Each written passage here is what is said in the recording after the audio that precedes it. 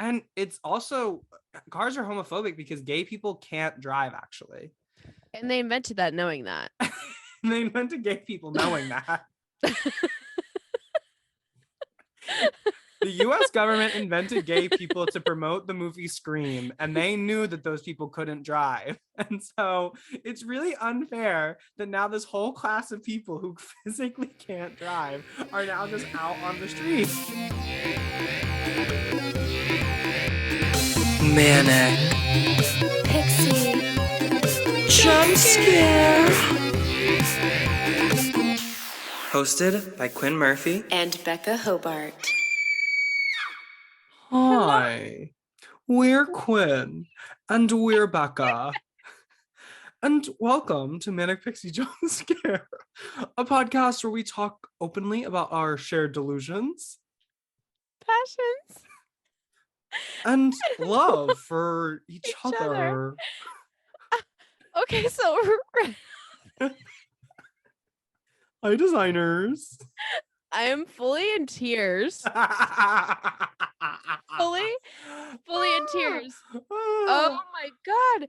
And I think it's just because I didn't really know what I was doing, and then hearing also what you were doing was just like I definitely didn't get a full word out. Okay. Anyway, hey guys. Hey, it's us again. Oh my god. Us again. Boo. Guys. Oh. Gosh. Be quiet. He's right behind you. Okay. Guys, look over there. Oh my god. Guys, watch out. Okay. Anyway. Oh my god. So, all right. It's been a crazy Sunday, to be honest. Yeah. Pull back. I would say so. It is Sunday. So the Sabbath, but Becca and I will never rest. No. The video of the cock destroyers where they're like, Sunday, a day of rest, but not for me. Not for me. Could never be me. So Quinn, it is week 15 of doing this podcast. That is insane to me. Well, it's actually week 14 because we did the double little premiere, but it's episode 15. Great point on your part. But still, 15 episodes. That's what? So much. That's crazy. Yeah, I wanted to bring that up too. I'm glad you did. Yeah, I guess with like from conception, probably 15. But yeah, it is 15 from conception. Who's to say? Okay, that's nice. Well, I guess we'll just do as we always do, 15 times in a row, and let's catch up. Quinn, it seems like I'm really interested by your first bullet point in our Google Doc, if you don't mind. Because I kept a little bit of mystery. Well, I did want to explain off top the reference I was making with my welcome into the podcast is I was doing my best Tim Gunn Snatch game. It was pretty good. Hello, designers. It's kind of like an older James Charles. Like it's a very old James Charles. I've never made that connection before. Hello, designers. Like Tim kind of stays there. Like James is much more like, but Tim kind of stays at that camp anyway. And Tim does not produce nearly the amount of saliva James Charles does. No, Tim Gunn. So the reason I'm thinking about Tim Gunn so much is because I'm watching Making the Cut on Amazon, which I've talked about on this podcast before. But I didn't know that they made a season 2 and a season 3. Oh, boo. So there was a whole season 2 waiting for me, and now I'm on to season 3, which is premiering literally currently. And I don't think it's the best reviewed show on the planet, but I think Amazon, it's like a major part of Amazon fashion, and them it's basically one big ad campaign for Amazon fashion, which apparently Amazon is like investing a lot of money into. Scary. Okay. And so I think that is what's keeping it on, but I find it very enjoyable. Actually, I have this whole thing in my pages today about whether I'm actually allowed to find it enjoyable, because it's like Amazon is such a terrible entity in the world, but I don't know, guys. I just want to enjoy something for once. Literally, that's how I feel about Fleabag. Oh yeah, like and Amazon. Also like Marvelous Miss Maisel. Like a lot of people are just like, guys, like, I don't know. There's no good studio, like, you know. Yeah, I stand. You can't win. 1000% stand with the Amazon workers. They should treat their workers better. They should pay their workers. Absolute evil corporation, but all of them are, and so it's just kind of hard to exist. Like, it's hard to consume ethically sometimes. But anyway, yeah, I like the show on Amazon. It's not making me go out and buy Amazon necessarily, not yet anyway. But it is really cool because it's like it is very much a project. It's just Amazon's Project Runway. But Mhm. and I've never actually seen Project Runway, but it's more Mhm. centralized to the design because they partly don't have to sew their own things. Okay. So like they have like seamstresses come in like when they're not working and work on their clothes. That seems so much easier. But it means the designs can be a little bit more ambitious. But and then Okay. there's the added thing of like you have to leave a tech pack for the seamstress. Because they have to be able to get it. Yes, and you can Yeah. only leave them like written instructions. Right. So that is Okay. a little anyway. Fair enough. But anyway, so I'm very fashion forward. And so last night, my mom wanted to watch a movie with me. And I picked a movie that I have never seen, which I believe we talked about on the podcast before. Okay. 1, 2, 3. The Devil Wears Prada. Oh, yippee doo dah. Yes. Yes, I have finally seen it. Wow. How'd you Yes. think? I enjoyed it. I feel like it was a little bit of a case of whenever I tell people I haven't seen The Devil Wears Prada, they're always like, oh, you would love that movie. Like so Yeah. affirmatively. Yeah. And so I watched it and I was like, this is very good. But I wasn't like head over or I don't know. I think it was just that like hype thing of like people have been like, this is one of the best movies, you'll love it. And then I watched it and I was like, this is very enjoyable. I would 1,000% watch this again. Right. But it wasn't like, I feel like because of the hype, specifically to me, not like in general. Yeah. I think the movie is very well rated. Right. But like specifically to me, it was hyped up as like, ugh. I think And that if so- you would have watched it while younger, you would. Oh yeah. I think that's where we went astray there. Yeah. Yeah. It's also 2006 in some of the references, particularly to body image, which Horrifying, terrifying. I didn't scary. love the fact that they're like the fact that Anne Hathaway, like a 20 something Anne Hathaway is like, yeah, I'm not the skinniest girl in the world. I'm like, so what do you actually mean by that? Because that's fucking crazy. Yeah. And the fact that they're calling her like fat in the movie, I was like, this is crazy actually. And I realized it's supposed to be like satirical, but anyway. Yeah. It fell into the Glee line a little bit of like, it's hard to do satire of like, it's hard to do satire and then have sincere moments. It's like, yeah, especially in satire, you either have to commit to it or just not do it at all. Yeah. And so anyway, minor criticism of the movie. What I really want to talk about with the movie is actually the Stanley Tucci character, Nigel. Stanley. Yes. No. Wait, what? Sorry. I okay. I tried to say like I've had a long day, but okay. So Macy mistakenly, I think I've mentioned this before. She gets like I have my misremembrance. I have things like that, but Macy misremembers celebrities' names. She calls Timothy Chalamet Tiffany Chalamet, and also calls Stanley Tucci Staniel, like Daniel, but ST. So I was trying to say Staniel, but I said his real Staniel Tucci.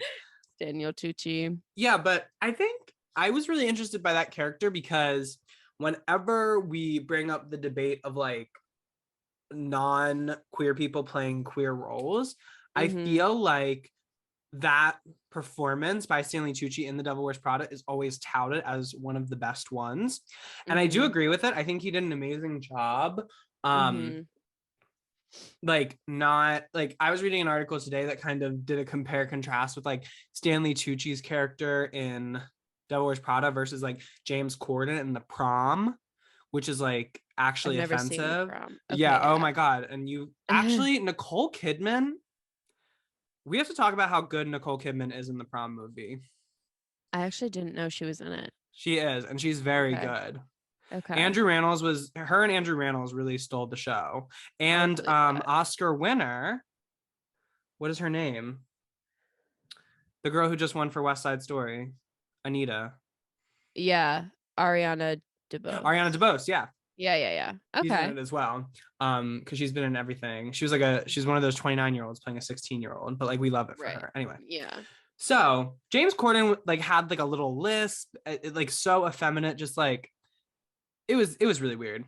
And then he had this whole like gay trauma storyline, and I was like, so you really just there were so many gay people that could have played this actually. And Yeah. Stanley Tucci, I appreciate that his character didn't have that same depth in a way, probably because the movie was made in 2006. And also Stanley Tucci didn't like play into any like stereotypes or anything, because Stanley Right. Tucci is a very queer straight man. Yes. He's Probably the most so. Yes, he's one of the more queer straight men we have. He also played Caesar Flickerman. He's played a lot of gay people throughout his career. That's what I was gonna say. But my thing with Nigel is there is nothing in the movie that explicitly suggests that he is gay. Yeah, it's not.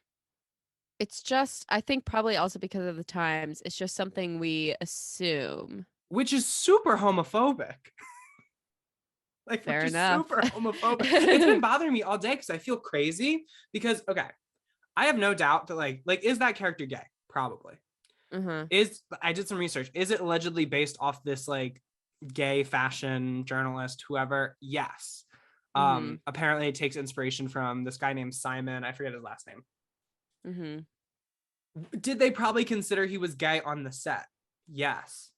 However, there's nothing in the movie, not even a passing thing of being like, oh, I like my men this way, or Right. oh, he's cute, or oh, anything like that.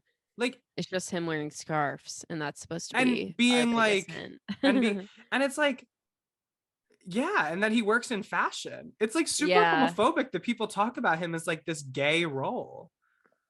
It's weird, but I don't know. It's one of those like, yeah, because I feel like everything I've heard about it being like a gay role is just the Speculation. Yeah. And just that he works in the fashion industry and is like, he's not even effeminate, I would say. He's like eccentric. Yeah, but he like, for all we know, that Carragher could be straight. Oh, in 2022, that character could fully be straight. Yeah. Yeah. And maybe that's also the lens I was watching the movie through, but I felt crazy because there's nothing explicitly in the movie that's like, this is a gay man, mama. Like, yeah, there was nothing of that. And it's like, he could be he's probably a gay man, but I could also like, I could believe he's a straight man because like straight men work in fashion. Yeah. Straight men control every industry. Yeah. Oh my god. Yeah. So I thought that like bothered me. I had like a whole hour like where I was just thinking about that today. Like doing research, being like, Nigel, Devil Wears Prada, gay. Explicit. Gay. I'm reading the screenplay. I'm like, what is this? And like, it's also just, I think the movie is very done well story-wise, but I would say, mama, if he's gay, mention something about it. Yeah. Like just make it explicit. I don't know. I feel like it was like anyway. Yeah. Okay, I'm reading this article and it literally says, well, it's clear from the jump. I read that same Nigel one. is gay. For why? It's homophobia. That's why. Guys, it's the scarves. It's because we see a man who's like, what did he say? Because we see a man who's like witty. Yeah. And like works at Runway. And isn't harassing the women. And isn't like, sexually, isn't grabbing a piece of Anne Hathaway's ass in the hallway. And we're just like, oh, so he's throwing ankles with a man on the weekend. Like, what? Literally. Anyway. So he's a eunuch almost. Like he's like a fashion eunuch. Like he has no sexuality at all, I would say. Yeah. Anyway. Literally. So that bothered me a little bit. I don't know why. That's so weird. I feel like it's always in that conversation. Oh, well, Stanley Tucci did a really good job playing this gay role. And it's like, well, also, I would say Stanley Tucci playing the dad in Easy A was more gay than fucking oh my god Nigel. Oh my god, yeah. No, that should be the next tweet. Oh, straight couples can't be queer. Explain this. The mom and dad from Easy from A. Easy A. Oh my god. Easy A is such a good fucking movie. I know. Anyway, god, I love that movie. Also, side note, Adrian Grenier, who played Anne Hathaway's boyfriend, so hot. Where'd he go? He apparently quit Hollywood, but he was in a Netflix series last year. Wait, I saw that. The He was Netflix murdered. series, or that he was quitting Hollywood. The Netflix series. He apparently Yeah. like left for a while, but now he's back. I don't know. He's also in Entourage, which I never watched, but my family's all seen. Oh yeah, I forgot that. I feel like it feels a little boy heavy for me. Yeah, he's so hot. I think there's something about green eyes. He is one of those. I've probably made like a Vine edit about him at one point. For sure. Yeah. He's a Cancer. He has my brother's birthday. Oh my Really? god. Oh my god. What are we gonna do now? That's kismet. Wait. Oh, and also I was really glad to say, I don't know. I don't want this to become like a Devil Wears Prada recap. I felt like the moral of the movie, like in that, like, oh, she's changing herself a little bit for this job. But also I saw this one line being like, oh, well, everybody knows. I'm glad everybody's in agreement that the real villains of Devil Wears Prada are not girl boss Miranda Priestley, but Andrea, her friends are the real villains of the movie. Wait, which ones? Her like friend, her like boyfriend, and the two friends that they have. Oh yeah. The other friend is also very queer coded as well. Something that's true. That is true. Yeah. I feel like everybody's kind of queer coded in Devil Wears Prada. It's New York, babe. It's New York, babe. It was the Everyone's 60s, a late little queer. 60s. Yeah. But I also thought they were kind of being like assholes to her about having a job. Yeah. Literally. Especially the one scene where they're playing like hot potato with her phone. Babe, she has a Very scary rude. boss. Something about having a scary give her a boss. phone. Have y'all never had a scary boss? Because all the friends do at the table is just sit at the table all day. Yeah, why? What? Get your ass up and fucking work. It seems like nobody wants to fucking work. these days. That's If you had what, a business and you knew what it took to run a fucking business. That's what Andy was saying about her bum ass friends hanging out at the pub. What the? She's working on runway. She has to run the book to Miranda Priestley's house. Do you know how important of a job that is? Do you know how hard she had to pound that pavement to prove to Miranda that she wasn't a crazy? In this essay, I will. Anyway. Anyway. I always love reading about how though everyone really expected Meryl Streep to come on set and like play the character super loud, yelling and everything. And then everyone was shocked that she was just like whispering and like so quiet and like because calm. It's like, is it actually based off Anna Wintour? Yeah. Okay. Because Anna Wintour is not screamy. No. Like Anna Wintour is that. But she is Miranda is scary. Priestley. Yeah. But she is terrifying. Yeah. Anyone who wears sunglasses inside like that. Anyone who has like wearing sunglasses as their brand, terrifying. Literally. Because exception of the rule, Ozzy Osbourne. Although he did bite the head off a bat. So my God. Ozzy Osbourne, he's barely real to me. Oh my God. How do we get there? How do we get there? Wait, Jesus Christ. No, I think my favorite one is like right before the stuff monologue where she goes, "Why is no one ready?" Like she says it almost sing-songy. Oh, why is no one ready? Ready. Yeah, no, she ate that. She ate that so hard. But anyway, that was my big thing I wanted to get off my chest. All right. But Becca, what the hell have you even been up to even? Such a good question coming from you, Quinn. All right. I think what I'll go over is that I've recently re-downloaded and started using again Poshmark.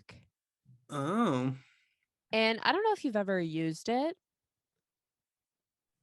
I've not. And Okay. Poshmark is different than Depop. It is different, pretty much the same thing though. Okay. Except Depop is to Instagram as Poshmark is to Facebook. Yes. Okay. You see me? Okay. 1,000%. So there's a lot of. So then what is people on Facebook Poshmark. Marketplace? Craigslist. Yeah. Perfect. Now come on now. Facebook Marketplace is the new Craigslist. Yeah, literally. It fully is. I watch sometimes, or I just search compilation photos or videos of what is selling on Facebook Marketplace. the craziest things you've ever seen. It's like used diaper, also my son's graduation gift. Like 2 for Meanwhile, 1. my mattress couldn't sell. Funny, right? But it's just funny because the app is mostly full of bots. Because me, Poshmark is? as soon as I downloaded it, I did get like over 1,000 followers. Oh. So it just is not true. Have you told them to listen to the podcast? Is there anywhere to do that on there? Well, yeah, obviously. Okay, good. My profile photo is our photo. No, but it's funny because like also there's really no like you can't really see who's buying your stuff.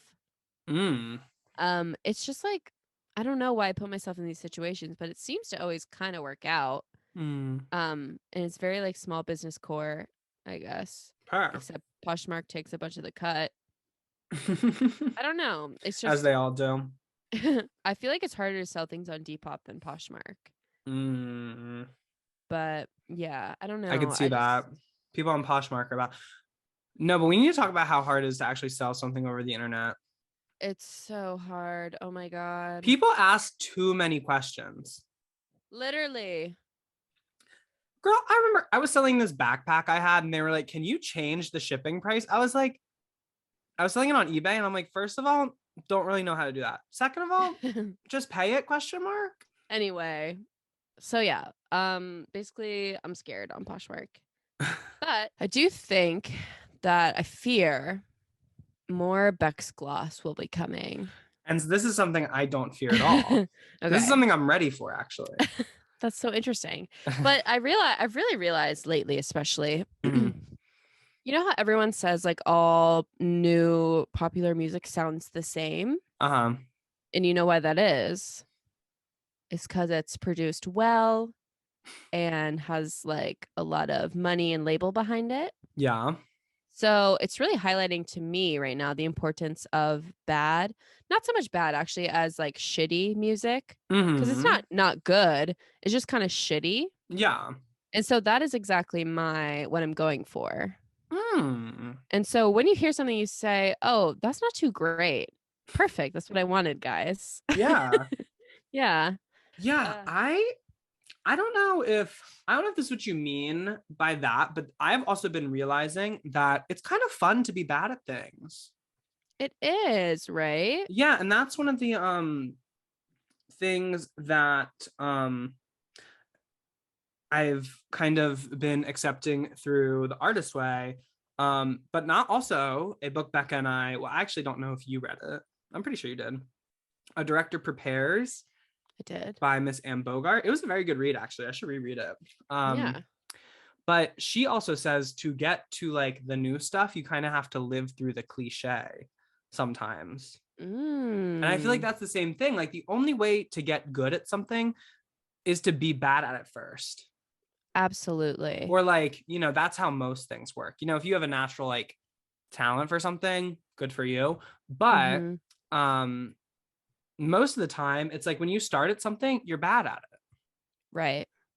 Except for this, like this podcast is a great exception to that rule, but like it's not the rule in general. Boom. So good right boom, away. instant hit. Literally. But and I thought about it because like I think one of my issues is I don't allow myself to be bad at things sometimes. Especially things, it's more things I care about. So like when I'm writing or when I'm acting, when I'm performing. Becca might have like experienced this as someone who's directed me, but like I don't like to be bad at something because I feel like I need to be in control and like prove that I'm good at that thing. Right. But like when it comes to like knitting, something I've been doing, I don't care if I'm a bad person who knits. Yeah, literally. Like I don't care if my knitting's bad because I'm just doing it for fun. Yeah. And I think that is one of the things that I have grown in that aspect because it used to be like everything. If I was going to do something, I had to like do it 1,000%. If I was going to knit, I had to be the best damn person who knits. But now I'm like, doesn't really matter how, like, I don't want to like make a knitwear line. No, that's never going to be me, girl. I just want to We'll like never maybe say make like a never. cute little crochet hat for my friend, maybe. Okay. Or like Well, that's myself. sweet. Yeah. Yeah, like something like that. Like that's my goal ultimately. Mhm. And so in that way, it's like okay to be bad at things. Yeah, I love trying things, and I think I don't know. I'd rather do something and be bad than never do it ever. Yeah. Yeah, and that's the thing. Yeah. That's ultimately the struggle. I do think I think you've hit something. I feel like we need bad music. Thank you. Or not bad music, but like shitty music. Yeah. Yeah. Mhm. Shitty music. Yeah. And I think because everything has, I think again, it's because it's something of like everything becoming so democratized. Like Mhm. Becca and I both have like mics for this podcast. Like 15 years ago, we wouldn't have known how to like Literally. get these. Like Yeah, literally. 15 years And we ago, there was also no Zoom to record. did you just have a mic? No. Oh, you got one for the podcast? Yeah. That's so weird. I thought you just had one. No. Oh, okay. Did you just 'Cause have I've- yours? Yeah, I just had mine. Really? I've had this for a while. That's crazy. Since thought I've started Beck's Gloss. Oh. Yeah. I thought it was just this fun little thing that we never talked about, but just both did. Aw, that's so sweet. But I thought it was a fun little thing that we both just had them and pulled them out for the podcast. No, I bought mine for the Oh. podcast. Oh, that's nice. Yeah. All right, rock on. Well, MPJ Guys. lore, guys. We learn something every day. Yeah, literally. Every freaking day. Okay, Becca, are we adequately caught up? I think so. Okay. Work, serve, legend, mama Yaz. Yeah. So we're gonna throw it to a quick little break, and then we'll be back.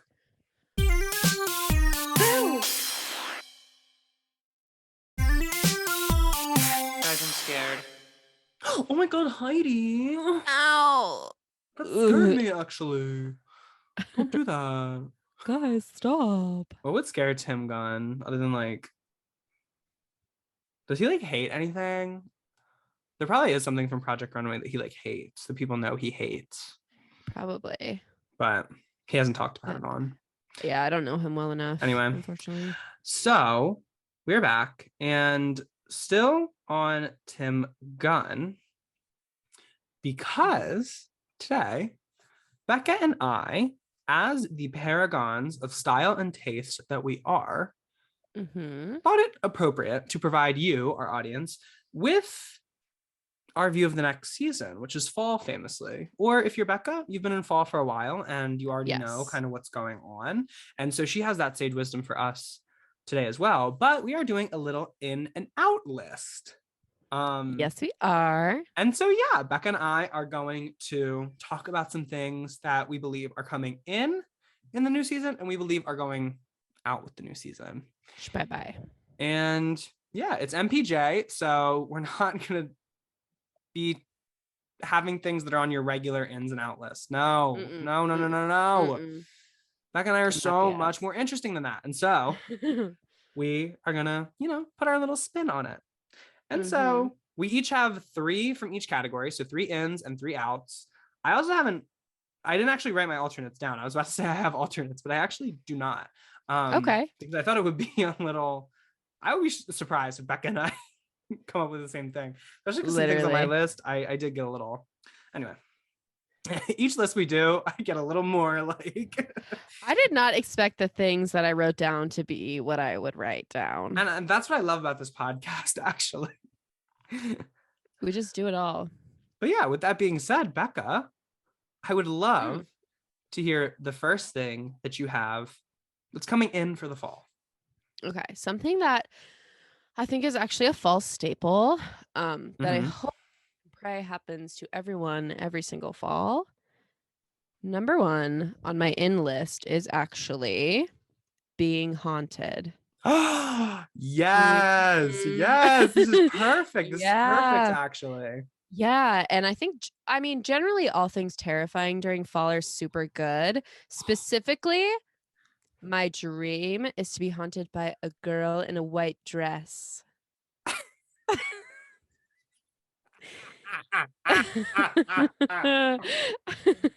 I think ghosts in white dresses are so funny. Isn't that every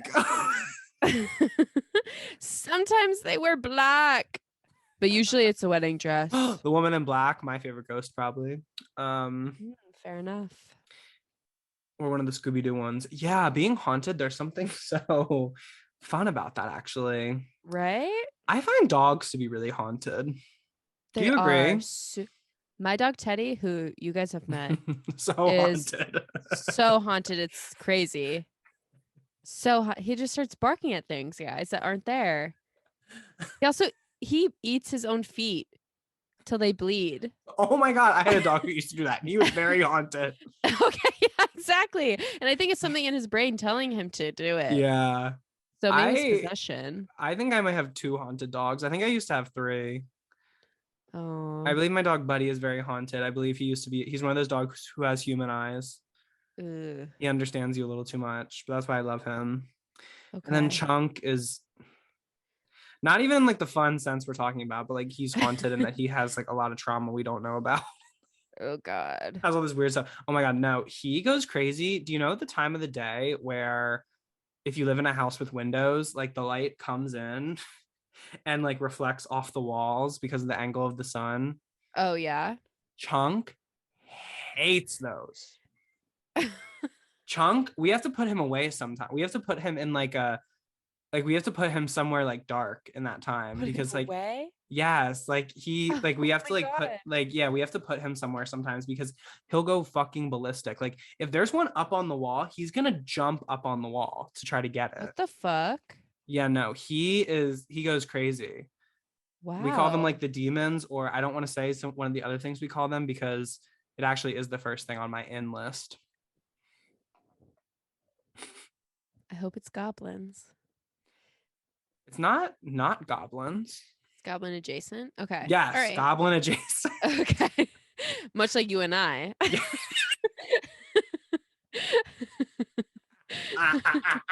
I've always found us to be. We have goblin energy. Yeah, a little bit. That is not a short king. That is a goblin. Very much. Literally. Oh my God. Yeah. So I hope all of your houses are haunted this fall. Boo. Boo, guys. Mhm. But that leads me to asking you, Quinn, what is number 1 on your in list?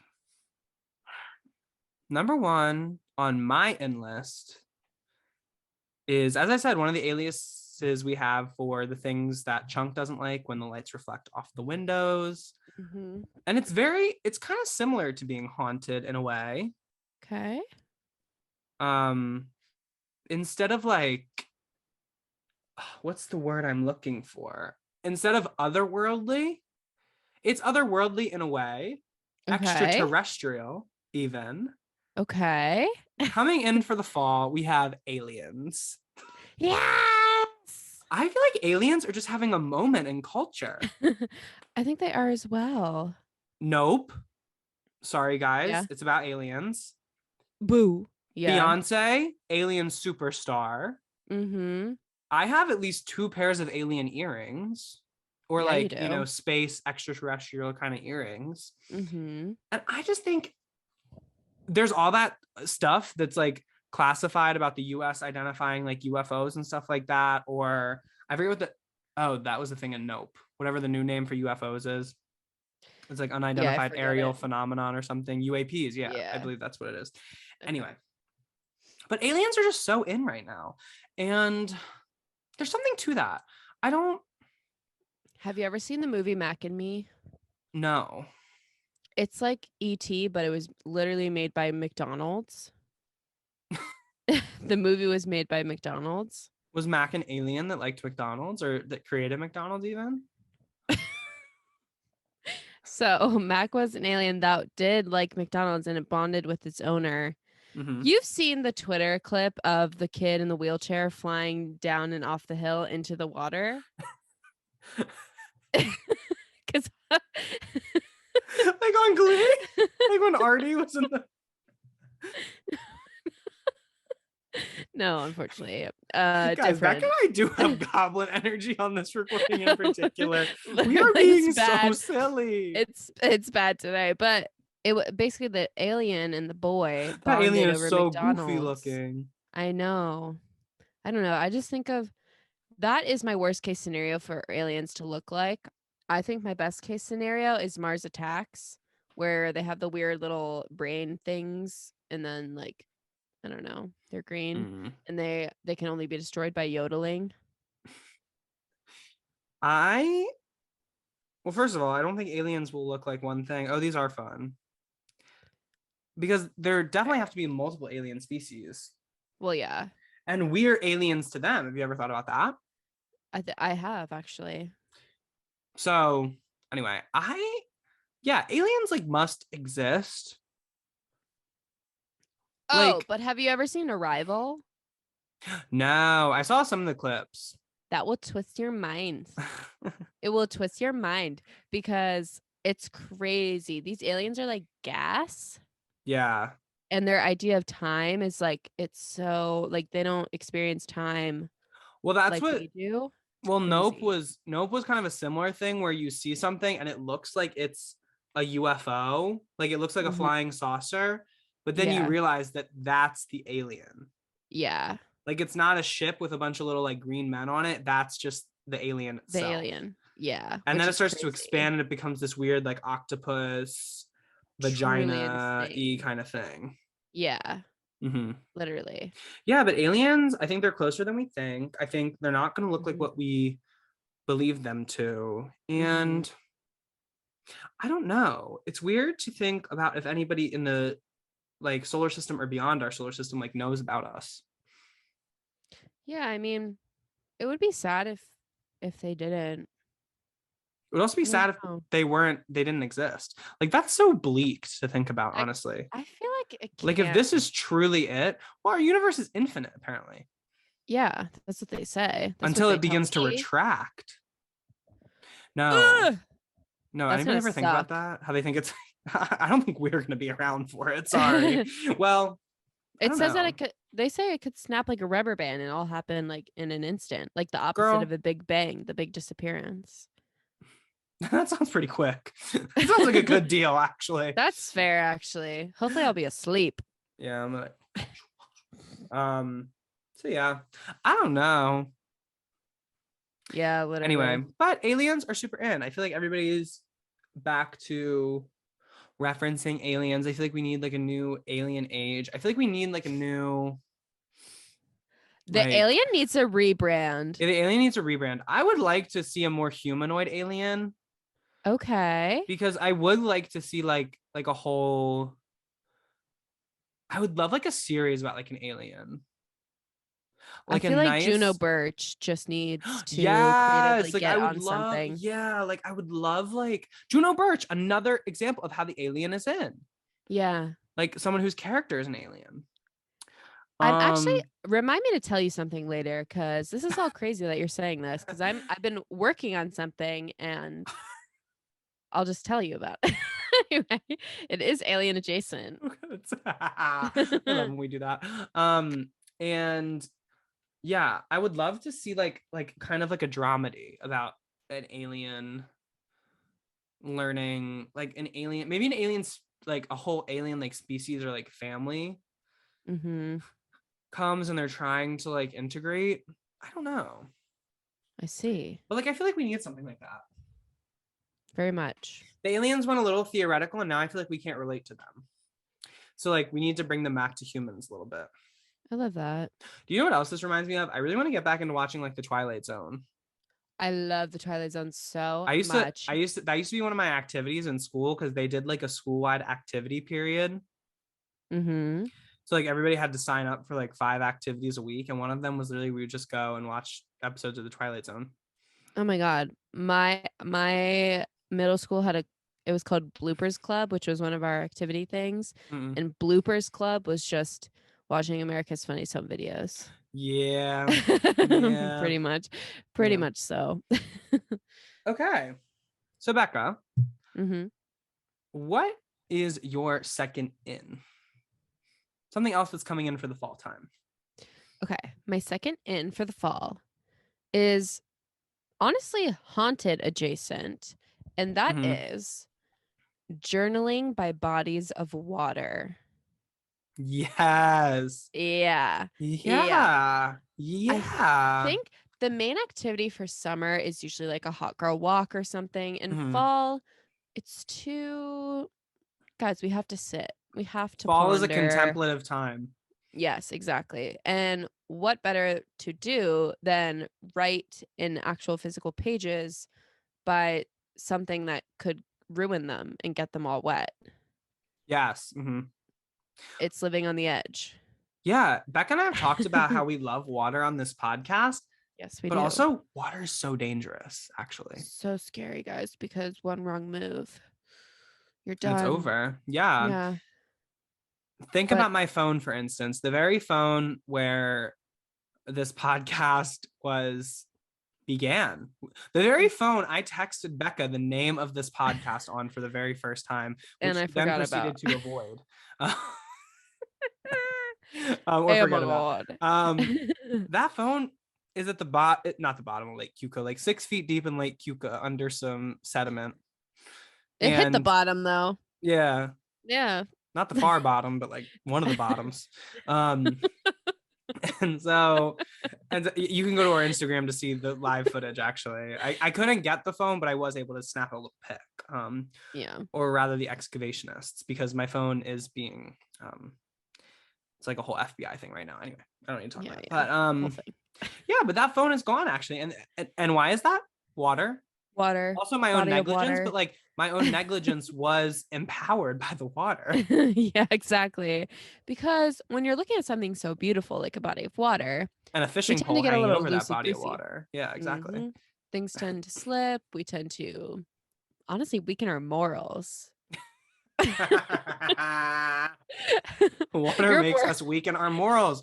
No, why do you think everybody strips their clothes off when they're starting to get into water? What's less Literally. what's more immoral than being naked? Naked And that's what you're getting closer to as you're getting in that water. on God's green earth. And that's why from now on I will only be wearing a burkini when I go in the water. I vow here and now. I will be wearing a full wetsuit whenever I want to get in. Literally. Yeah. Wow.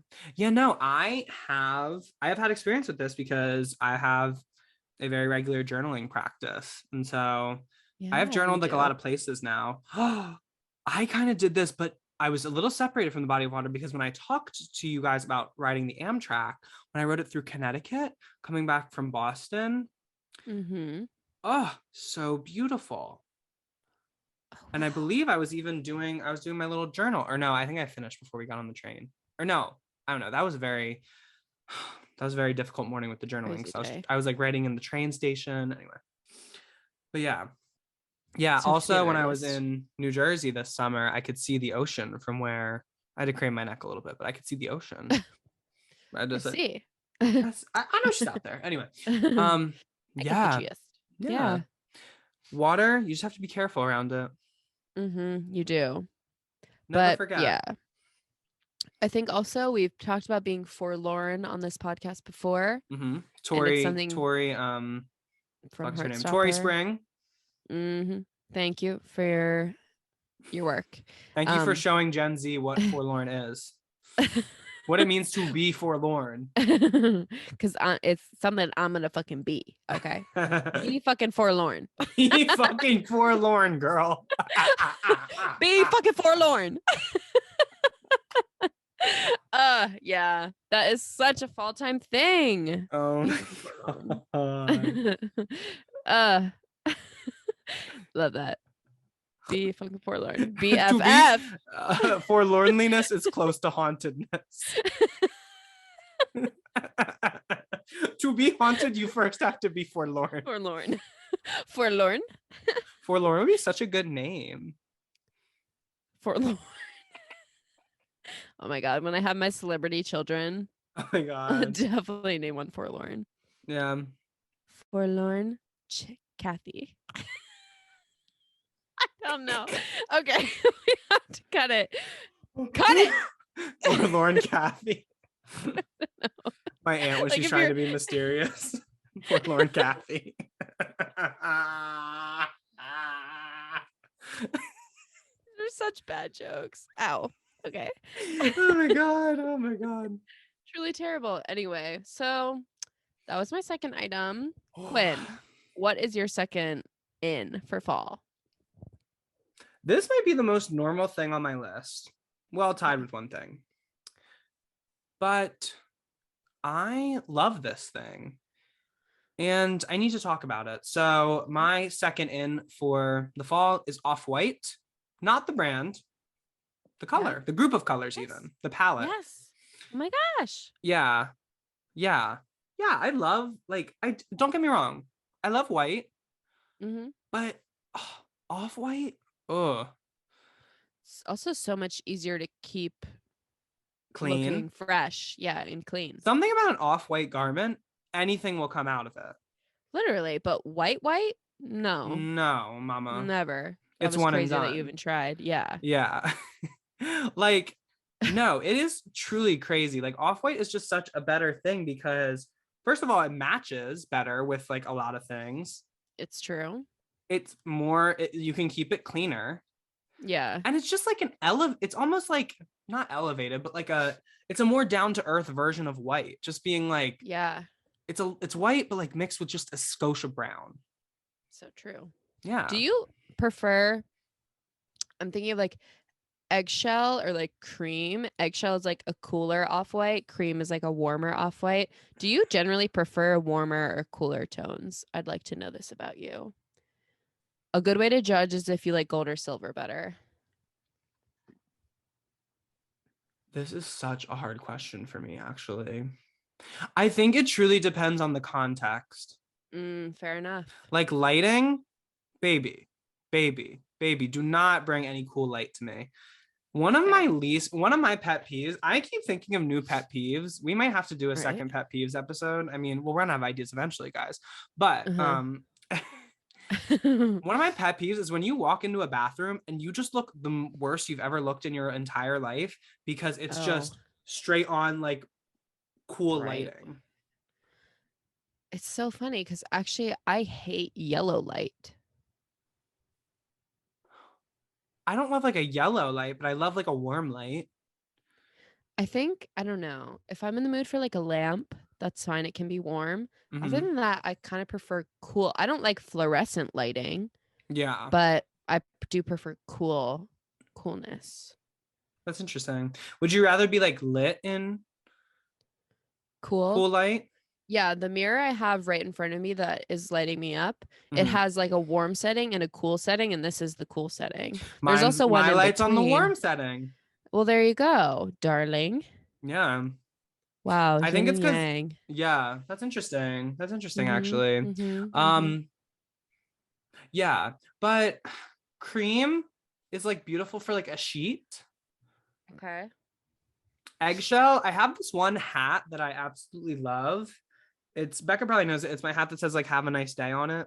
Yes, I do. It has the flower. That's Off-White. I love it because I could literally wear that hat with anything. Yeah, you can. I can put it on with any outfit and it won't be looking goofy. Yeah, it's true. Also, Off-White.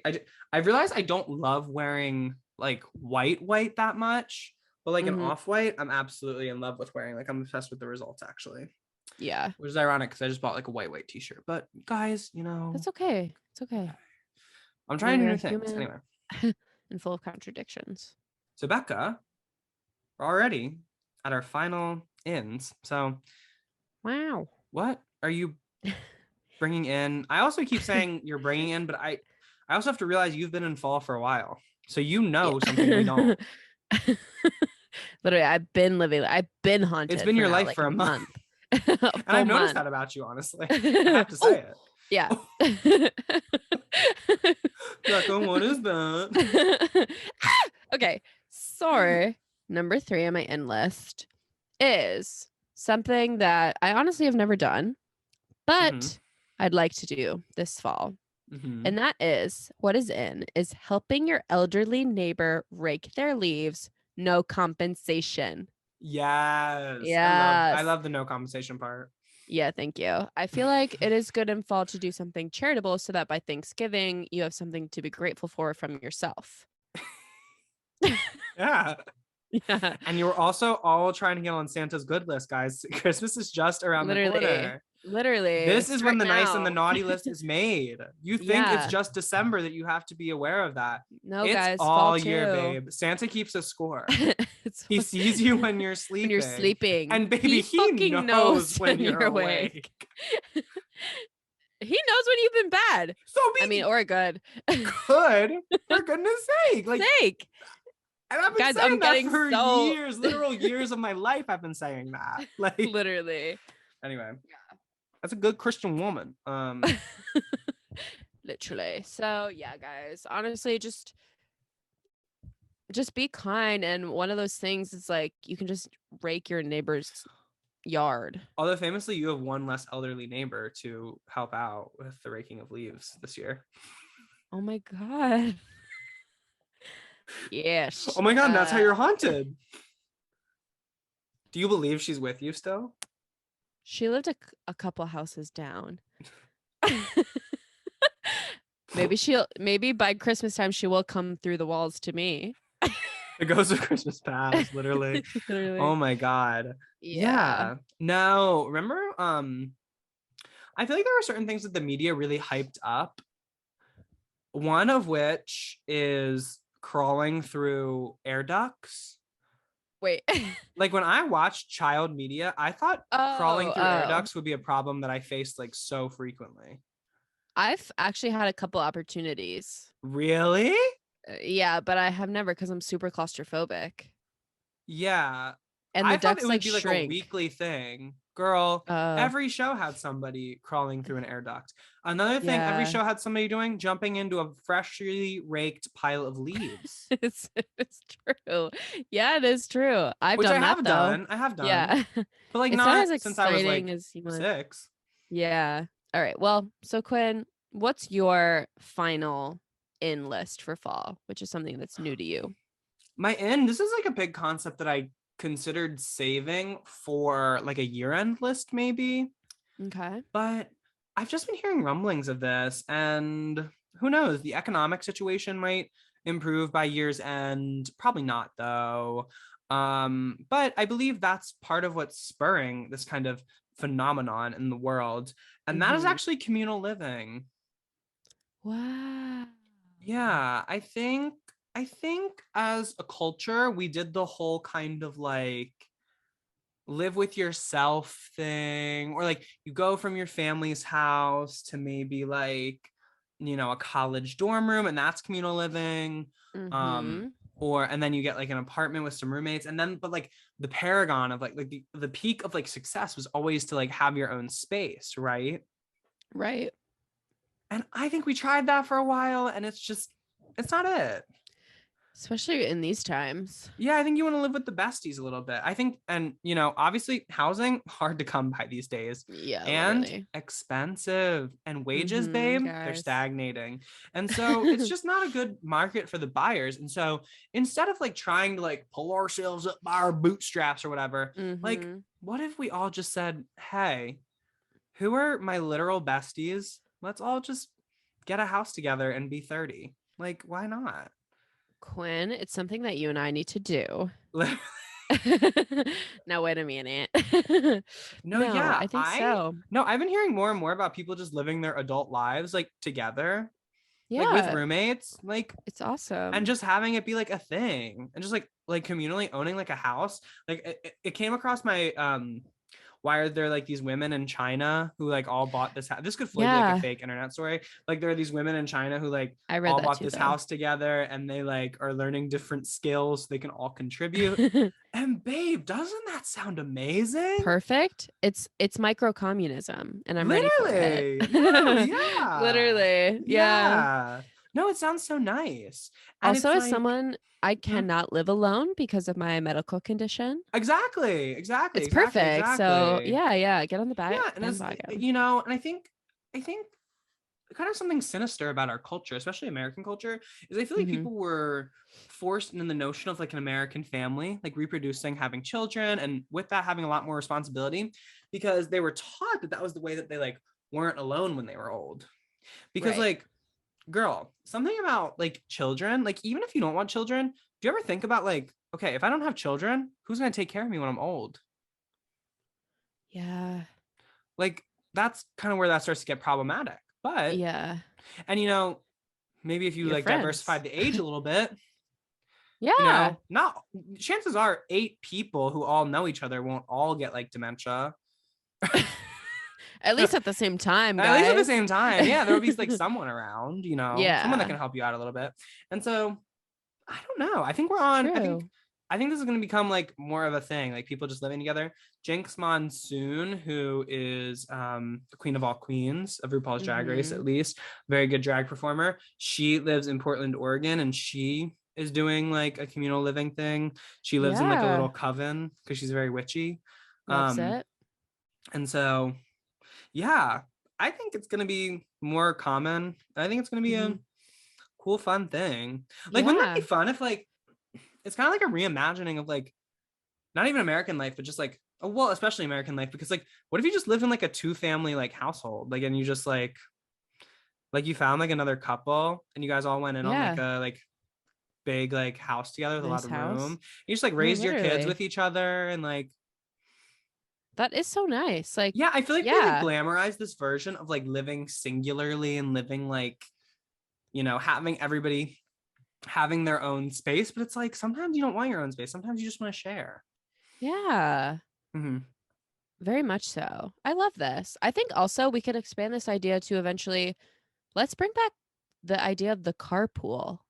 Oh, 1,000%. Not everyone needs a car. We don't all need a car.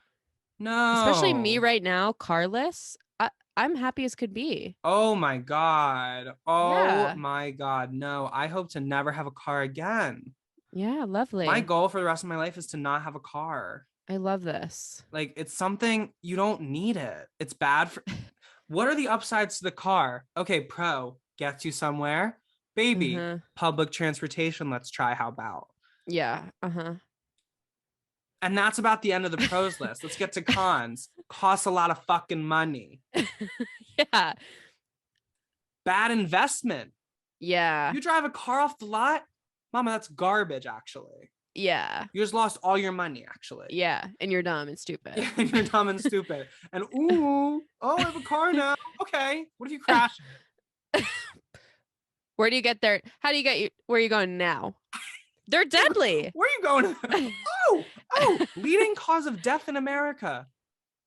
Auto accidents. Mostly attributed to Charlie XCX's most recent release. Cross into the water. Yeah. But and it's also, cars are homophobic because gay people can't drive, actually. And they invented that knowing that. They invented gay people knowing that.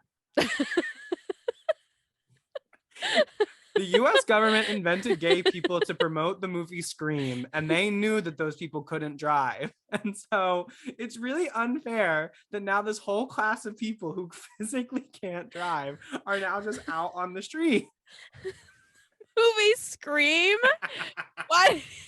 Is that a thing or did you make it up? Yes, I saw a meme this week because I have this meme saved on my phone that's like straight people were invented by the government to promote Grey's Anatomy.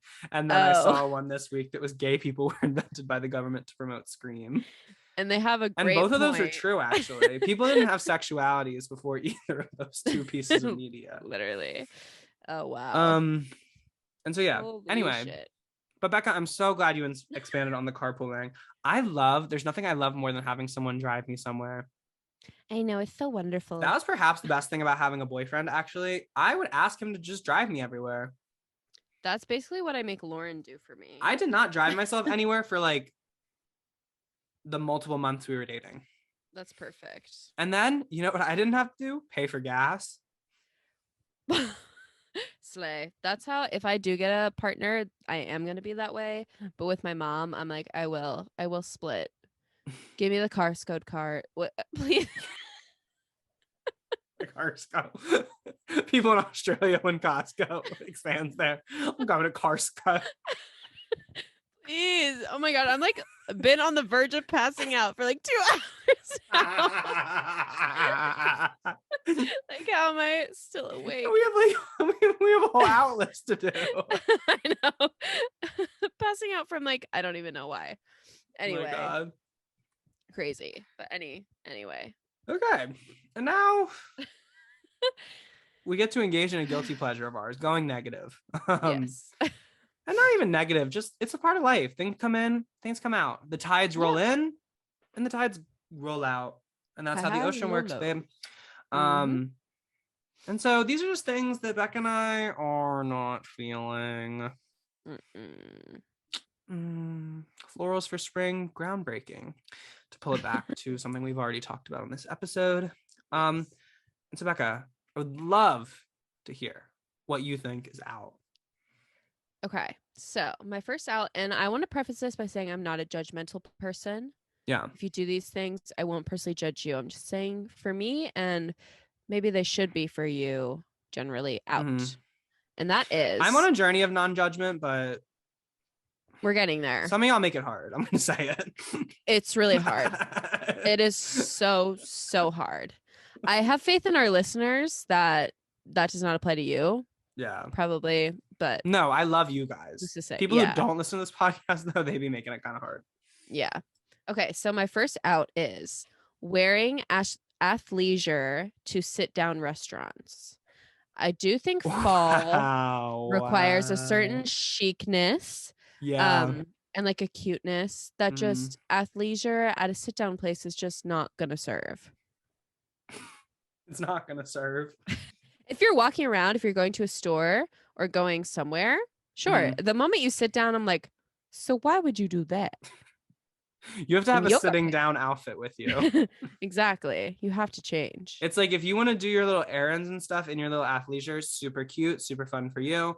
Yeah. But you need a sitting down outfit. You need, and it can be easy. Like you could just put just bring a pair of jeans and throw them over the yoga pants. Exactly. Something a classic that I've tried many times. Or a skirt to put over your little shorts. Something. Exactly. Guys, this is easy. We're giving you literally solutions to fix the problem that I brought up to you. So yeah, guys, fall is a time, guys, fall.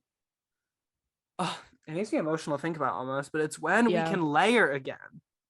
Guys, it's the best fashion layering time. Is my favorite thing ever. No, literally. Fall is a great fashion time because it's cold enough to layer, but not so cold you need to fucking have like a parka on. Exactly, and ruin your outfit. Yes, exactly. You're right, Becca. It is the best season for fashion. Literally. No, literally.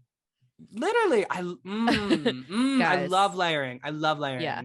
As I talked about, I hate summer. Although I think I did a good job with my summer style this summer. I think I found new ways to reinvent the wheel a little bit. But you looked really cute a lot this summer. Baby, fall. Guys, I know how to do this. This is my bread and butter right here. I'm not just talking about Thanksgiving. Oh, cool. Play. Okay. All right, Quinn. With that being said, what is your first out for the fall? I've hated this thing for a while. Whoa. And I'm actively slinging mud at people I know, and I don't want anybody to take it personally, but I just think they're so ugly. Oh my god. The Lululemon Everywhere belt, guys. I have to Google it. Yeah, you do. Guys, we gotta have a conversation about this. Oh, the belt bag?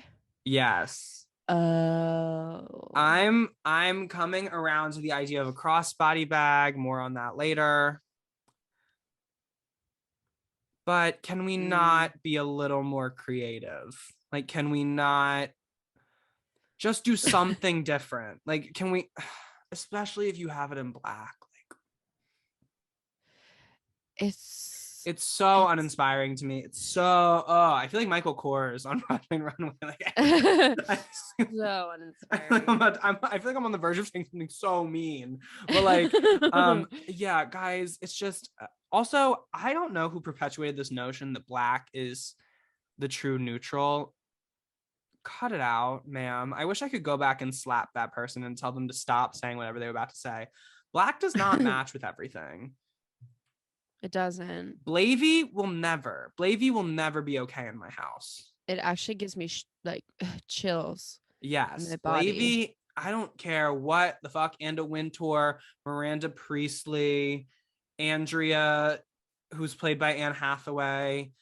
God. Emily Blunt, God, even, especially Olivia Wilde. I don't care what any of those people have to say. Literally. Black, Especially Olivia Wilde. Florence Pugh, especially get her. behind me. Especially her, and more on that later. To be continued. But no, guys, yeah, the Lululemon Everywhere belt, crossbody bags. I think we just need to. They're here to stay, and I think that's good, and I think it's good.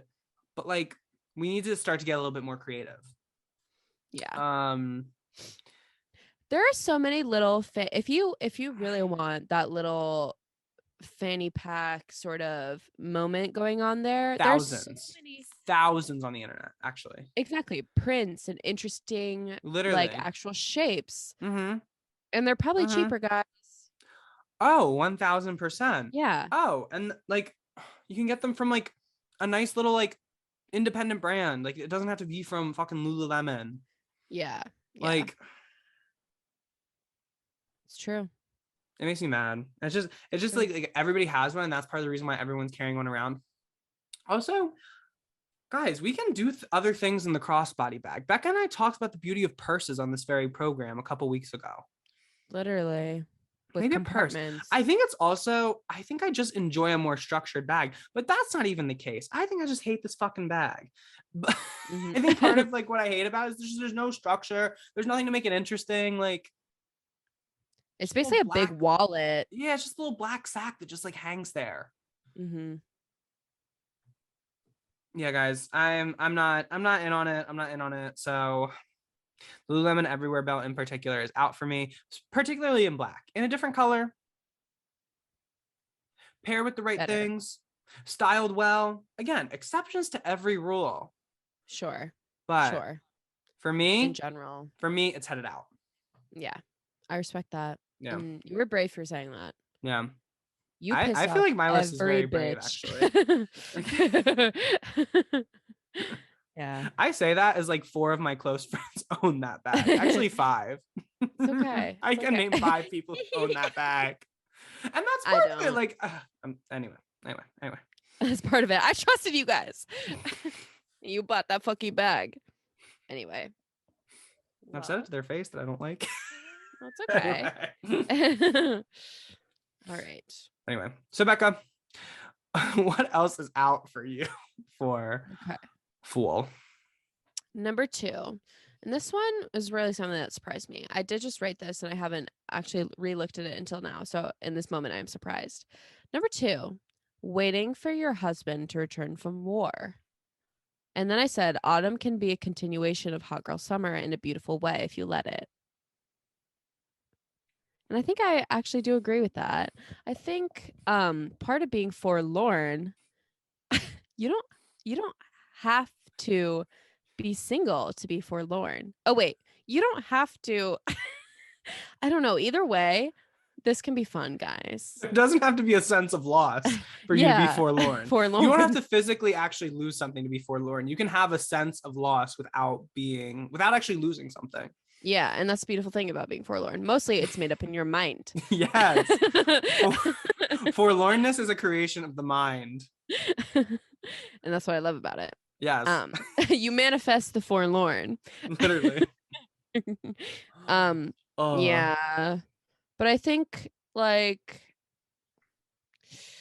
I don't know. I think in a feminist way, it's just so problematic to like have your forlornness, which is one of the most important aspects of you, to be dependent on a man in that way.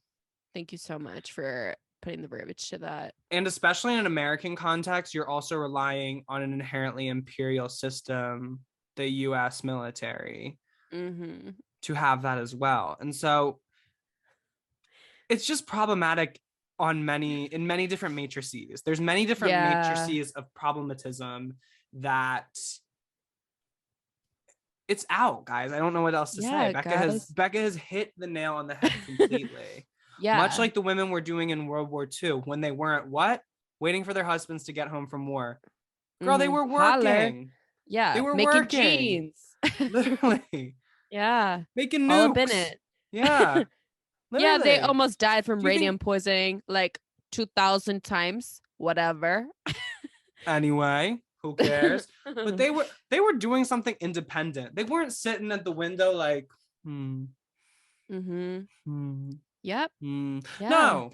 They say, you know what? I'm gonna go help the cause. They said, I'm gonna do my own thing, actually. Yeah. I'm gonna make these fucking pants. And what were they while doing it? Forlorn. Yeah, Becca, that's an amazing one, actually. Thank you. Yeah. So basically, at the end of the day, you are a misogynist if you are feeling any longing for a man, especially one at war. Yeah. Thank you, Quinn. Yeah, exactly. All right. Well, what is your number 2 out for the fall then?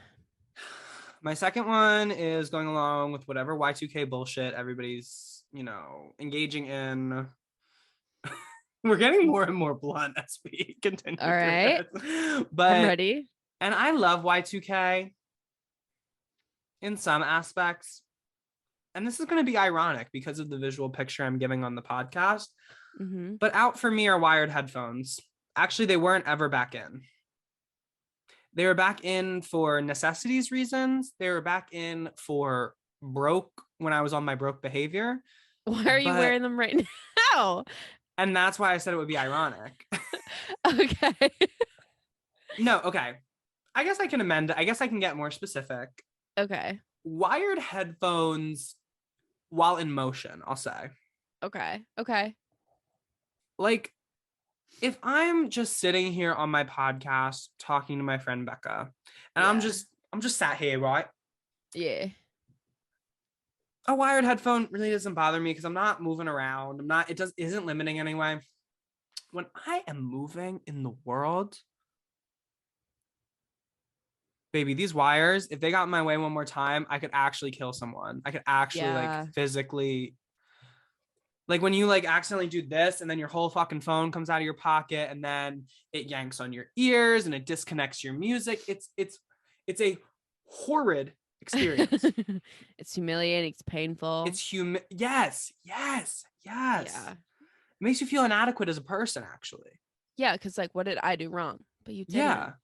It was the headphones' fault. Yeah, and they're just they're easy to leave in your pocket and like run through the wash. It's so easy to do that. It's so simple, literally. Especially when you're as absent-minded as I am. And so yeah. And also if somebody was trying to be a little trickster and they were trying to like get under your skin or whatever, do you know how easy it is to just go up and like yank somebody like that? Like, remember when it was a trend to just clip people's wires? Oh, I do remember that kind of. You know what you can't do that with? No, you can't do that with a wireless headphone. Yeah. I guess if somebody's wearing something like Becca, like you could just yank this. But like, first of all, you're getting near their head. Like, what's wrong with you if you're touching someone's head without their consent? Well, yeah. I remember when people used to cut other people's hair. Yeah. So. Yeah. That was crazy. That would be a fully crazy thing to experience. Anyway. I know. You know what's also hard to get? Like a wireless, like little earbud. Like perhaps if there was no wire here and it was just like this, I don't know, an idea. Like that's hard to get to. You gotta get real up in my business. And by that point, I can defend myself. Yeah. Boom. Yeah. I can say, oh, what are we doing? Sir, ma'am, I'm gonna need you to step away.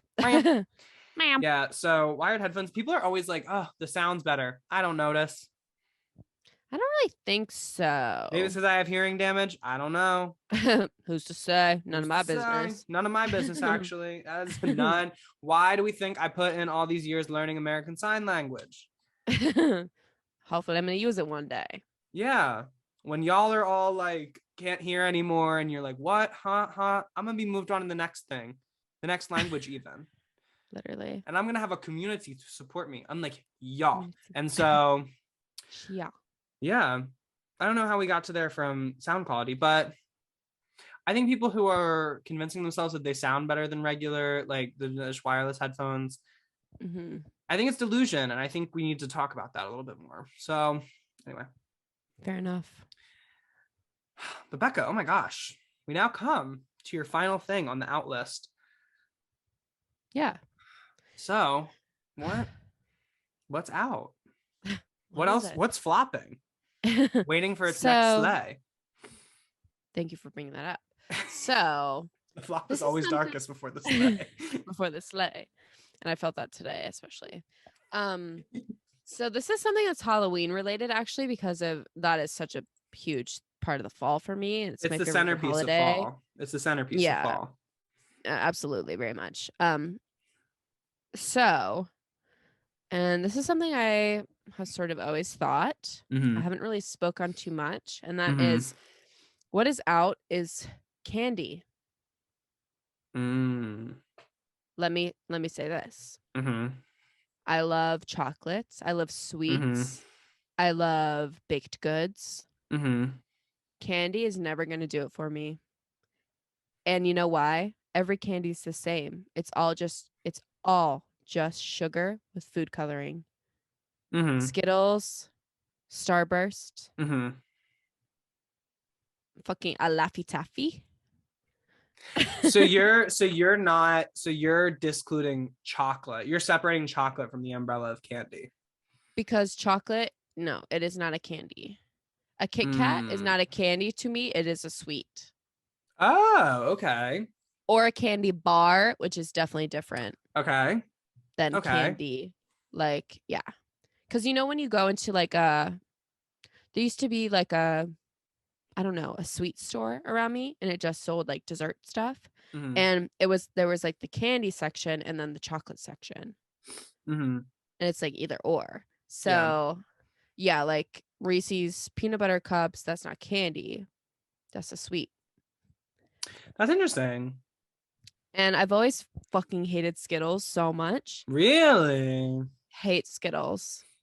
And then I recently saw that the one ingredient in them is like really, really bad for everyone. So, oh no. And so you felt vindicated. Felt affirmed. Skittles are like a lot. Skittles are a lot sometimes. Like Skittles, you have to be in like the exact right mood. And it sounds like you're never in that mood. No, never. Like Skittles, if they're there or if I get them as a gift, sure. But like, I would never be like, oh, I need a Skittle. No, I would never think that. Do you know what I kind of do love though? What? Nerds. So nerd ropes is where you may have me for a second. And I do appreciate a Twizzler every once in a while, but it's still, I could really do away with them if it meant that all the candy on earth would disappear. You just want it all gone. Like I want it banned. Wait, so what then do you feel about, and I'm going to come out as my all-time favorite candy. Okay. And this is one of the craziest things about me, I would say, is actually a Starlight Peppermint. What the fuck is that? Like the literal peppermints that they give you at restaurants, like that are just in like a huge ass bowl. The white ones or the? Like the white with red. Oh. Well, that's really weird. That's your favorite candy? Yeah. Well, yeah, I would say no, because then I could always eat a New York mint peppermint patty. That's not the same at all. It's not the same at all. It still gives me a minty flavor without all the horrible side effects of candy that I hate. Like the feeling of candy in your teeth. Oh, that's part of it though. It's part of the experience. Like I will say I would have to save my peppermints. It used to bother my mother to no end because when I went through a phase where if we were in a restaurant with those peppermints, oh, you better bet I'm taking a fistful like this big. Whoa. I was obsessed with them. Is that allowed? No one ever stopped me. All right. Klepto phase. It wasn't klepto. They're just there for free. Yeah, I know. Didn't say like take one or anything. I guess you're true. They would have to specify. You can also just buy them from Walgreens, but why would you buy something you can get for free? Yeah, every time you go to dinner. Literally. So true. I do prefer the mints that are like the chewy, the white ones. That you just chew and they disappear. Yeah. But yeah, I always I think it's part of the horses too, because horses love those little mints. So they were always just like around. The horses eat the mints? Yes, yeah. Like that's a very common treat for a horse, like giving it those little mints. Yeah. Horses love those little mints. It's just What like the what's another really common treat for a horse? A cube of sugar. What's that? Just a hard cube of sugar. Oh, I thought you were gonna say a carrot. No. Well, they like carrots too. And they like sugar. Wow. Yeah. You ever heard that? Giving a sugar cube to No. a horse? No. Oh, they go crazy for the stuff. Wow. They also really like They go freaking wild. have you ever heard of a salt lick? Yes, actually. But I thought that was mostly for cows, actually. No, they're for horses too. Okay, fair enough. They hang in the stall and there's like Horses' mouths are crazy. Yeah, when you get your hand stuck in one, it's not the most pleasant experience. I can imagine, actually. Wait, my Wow. mom had this one horse. It's like her favorite horse she's ever had, but he was like a notorious biter. Oh no. Like if you like, I think he just liked to play tricks on people, but like his trick was biting people. Wow. So like, if you Oh my God. if you like had your Trick. arm turned to him and like he would just like bite, like you just bite like your arm. Oh my God. We loved him. He was like if a Good. crotchety old man was like a We horse. loved him. We loved him. Yeah. You Anyway. said that very Julia Fox like. But we loved him. We loved him. All right. Well, Quinn, that leads us to the final item on our in and out list. Quinn, what is the final thing we are saying goodbye to this fall? And this is something I love. Oh, It's something I love. And Okay. it's something I've realized I have a love for very recently. And I'm kind of Okay. regretful of that because they will go away very soon. And not because of anything as arbitrary as what Anna Wintour is pushing in Vogue or Miranda Priestley is pushing in Runway. okay. Or, Congress is pushing through the legislature. Like nothing Okay. like that. Something even bigger, the nature, our very climate, which we have very little control over on this earth. Yes. At least in this True. area of the country that Becca and I live in. But something that is out, huge leaves. Wow. Like there are a few things that are bringing me more joy right now than walking by like a plant with a huge leaf. Like bigger than my head. Wait. Yeah. How are you? When do you come across those? People just have them in my neighborhood.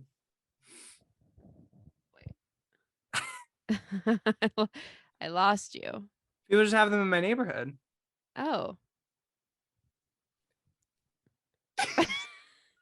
Like, But or like there was another one the other day. Where was it? Ugh. And it had like a big piece missing of it. I found it deplorable. Uh-huh. Yeah. I just love huge leaves, like leaves that are just so big, but everything's cyclical and those things will die, especially in the Northeast winter. Like they can't survive actually. I thought that okay, well, like houseplant wise, like monstera leaves are really big. And I'm pretty sure they can exist all year round. So there is hope yet. Yeah, but we don't have any of those in my house. Like, and okay. I'm not like, yeah, like a monstera, like a huge monstera, or like a Swiss. Oh, it's also called a Swiss cheese plant. I didn't know the name of them, but like, yeah, that's one of them. There's also one my neighbor has that's like, it's like if a monstera was like full, if it didn't have all those holes in it.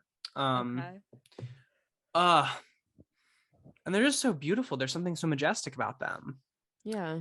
And it makes me sad that as the weather gets colder, they will die. They must be out.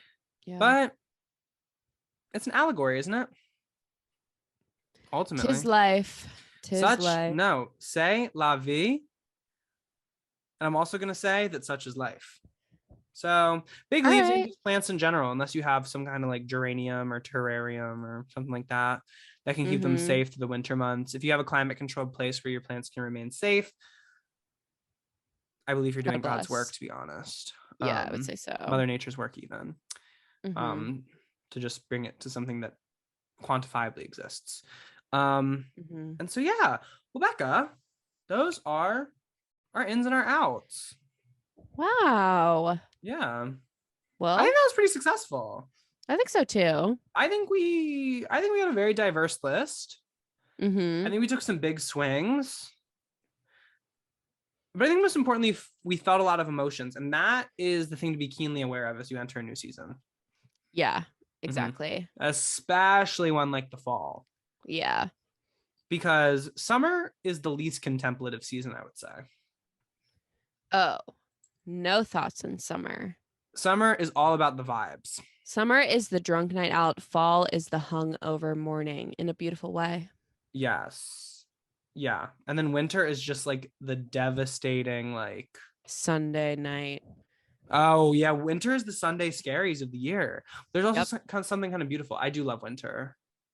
There are parts I love of winter. And then spring brings like a new hope, but also, you know, you got to get your ducks in a row a little bit. Yeah, very much. And so yeah. Summertime. And then soon we'll just have winter and summer. It's gonna be crazy, guys. So count your falls while you can. I feel like right now we just have winter and summer, to be honest. A little bit like that. Already. Yeah. But anyway, we have like 4 days of fall every year, and we're like, oh, isn't this nice?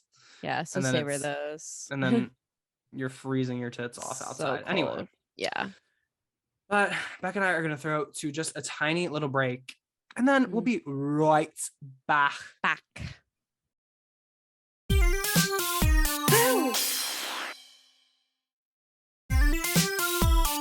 I'm scared. Stop! Oh my god, Tim! Wait, I can't do Hailey Coom's accent. Oh my god, Tim. I can only make. Oh my god, Tim! What are you doing? That doesn't sound like her at all. I don't know. Well, I'll stop you right there then. Stop you in your tracks before you do something offensive. I don't want to offend the Germans. Yeah. We want definitely, I guess we want them on our good side. I don't know. Anyway. 4th largest economy in the world, babe. Okay. It's true. I'm not. All right. Well, fair enough. I'll take your word. I heard it the other day. Or I'm spreading misinformation. I don't know. Either way, I'm happy. Well, guys, we are back and it is our time to do our segments of the week. And actually this week we do have a comment corner. You know, Quinn, if you would like to introduce this. Yes. Okay. And Becca and I are trying to hit home to you guys that literally anything can be featured on this podcast. Yeah. Anything. Becca and I just said something that was out is waiting for your husband to be home for war. Like, and also we just said that communal living is in. Like, we just pick, like, you know. It's arbitrary, guys. Yes. But also so serious. So yeah, so earnest. This is a podcast about contradictions, honestly. And so a comment corner can be as simple as this, because Andrew.wavy, whoever you are out there, left on our iTunes a review, a 5-star review. Thank you very much. Thank you. Of which we have 5 actually. So just throw that out there. Yep. Subject line: sexy, hot, fly, and fresh. 4 top words I would use to describe this podcast, probably. Yeah. And then in the body, just a simple super ultra serve. And I think that's all that needs to be said. And that's it. And that tells you everything you need to know. And Andrew, thank you. And Andrew, we thank you. We thank you. We love you. Kylie, we thank you. Lauren, we thank you. John, who's we that thank one you. girl? Nancy? Was it? Wasn't she on the show? Dieter? Wait. Whoever that one girl was with the friend. Yeah, thank you guys so too. sweet. Thank you guys. We love you and your friendship. Really and nice. Yeah, it was amazing. And so yeah, guys, just keep writing. Oh, Christine, we can't forget about that woman who has all those pictures of me either. Oh yeah. Thanks, woman. It was a little spooky, but being haunted is in, Christine. Yeah, you so were a essential part of that. ultimately. And so yeah. But yeah, guys, keep writing in. We'd love to hear from you.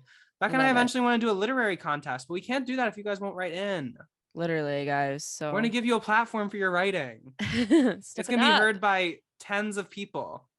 Tens, guys, Tens of all across the people. globe. You don't have that many followers, I can guarantee. 3 of which are international.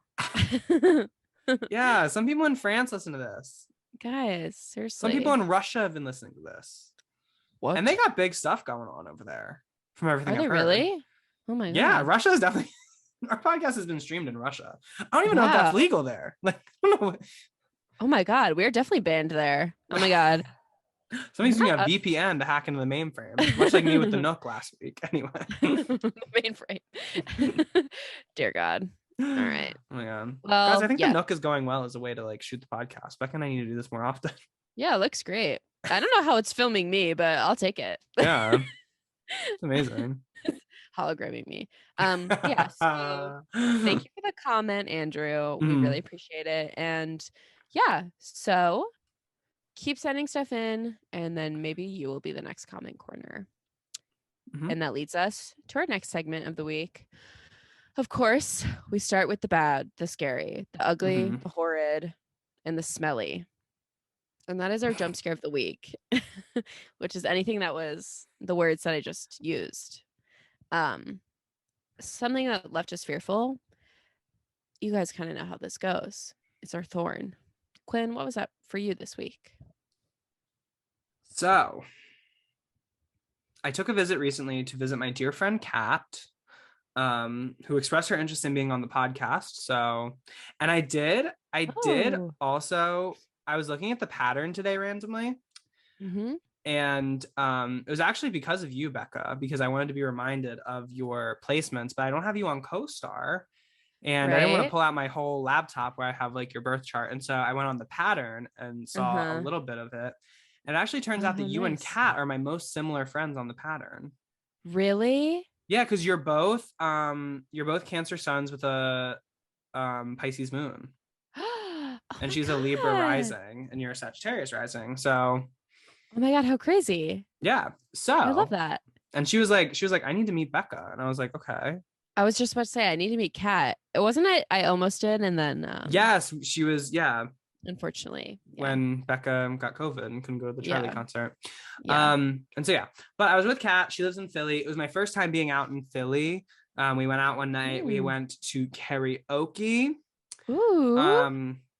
And we were having a really fun time at karaoke. Karaoke is fun. I feel like, again, because singing is something I do, I don't let it be like fun for me a little bit. But I think I'm starting to let go of that because I went to karaoke and I was like, girl, let me sing Runaway With Me by Carly Rae Jepsen just at full blast. And I don't care how it sounds, actually. You better. Yeah. You better. And so anyway, did karaoke, very fun. And then, so guys, personally, there comes that point in the night where you need some fresh air. And because if you don't get some fresh air, some things go south. And so I was out on a little patio for a while, and then I came back in, and my friend Kat was ready to go to a different bar. And so I was like, sure, you're the local, I'll follow you. And so we walk about like, a couple blocks to this next bar. And so she had a little bag with her, not the Lululemon everyday belt. She better not, Thank God. Thank God.